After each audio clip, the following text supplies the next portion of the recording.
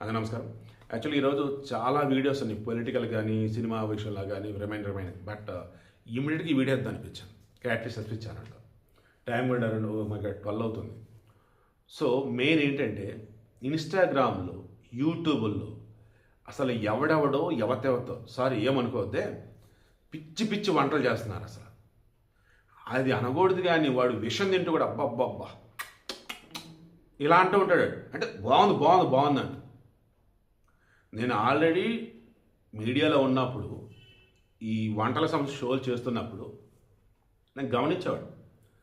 టేకులు ఉండేవి, రీటేకులు ఉండేవి, కొన్ని లైవ్లు ఉన్నా కానీ అది ఎలాగైనా ఉండి యాంకర్ వచ్చేసి వావ్ అనాల్సిందే, యాంకర్ వచ్చి అబ్బా ఏం వండారు అనాల్సిందే. ఆ వండలకు తెలుసు ఏదో తేడాగా ఉంది, మరి ఇల్లు ఎట్లా అంటున్నారు అని. సో ఇది చూసి జనానికి తెలియదు పాపం. నేను చాలాసార్లు మీకు అదే చెప్తున్నాను. టీవీలలో రియాలిటీ షోస్ అంటూ, లైవ్ షోస్ అంటూ కూడా పెడతారు. అది కూడా బుస్సారా నాయన, అవి కూడా స్క్రిప్టెడ్ బాబు. ఇక ఇన్స్టాగ్రామ్లో ఒక ఎర్రుబాగులు ఎవరో కానీ ఉమ్మెత్తాకుతో పప్పు చేసిందంట. ఇది అనకూడదు, కానీ మన కాకినాడ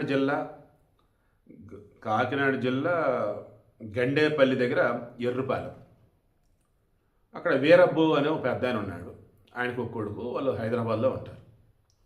కొడుకు సాఫ్ట్వేర్ ఇంజనీర్. వీళ్ళ ఊరిలో ఎర్రుపాలెంలో ఏదో జాతర అంటే అమ్మవారిది. ఇక ఆడకు వచ్చారు. వచ్చినప్పుడు కోడలు గంగా భవాని. ఈ గంగా భవాని వాళ్ళ అమ్మ వచ్చేటప్పటికి పేరేంటి, వరలక్ష్మి. సో ఈ వరలక్ష్మి ఏం చేసింది, ఎక్కడ ఇన్స్టాగ్రామ్లో ఉమ్మెత్త ఆకులతో పప్పు చూసిందంట.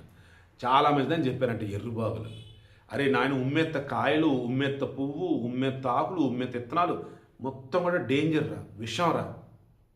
అది మన నాడీ వ్యవస్థ మీద ఎఫెక్ట్ పడింది. కళ్ళు పోతే ఒక్కోసారి, అండ్ బ్రెయిన్ ఫంక్షన్ దెబ్బతిండిద్ది, స్పృహ దెబ్బపడిపోతాం, కోమలాగా పోతాం, హార్ట్ బీటింగ్ పెరుగుదల ఉంటుంది.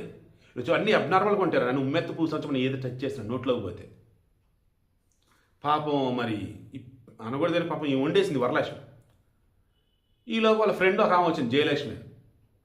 ఈరోజు స్పెషల్ వంటకం చేశాను చెప్పేసి అంటే, ఏముందండి ఉమ్మెత్త ఆకులు అండ్ పప్పు గింజలు ఉడకేశారు, తాలింపేశారు, రుచి ఇంకా ఏముంటుంది, బాగానే ఉండిద్ది కదా పాపం.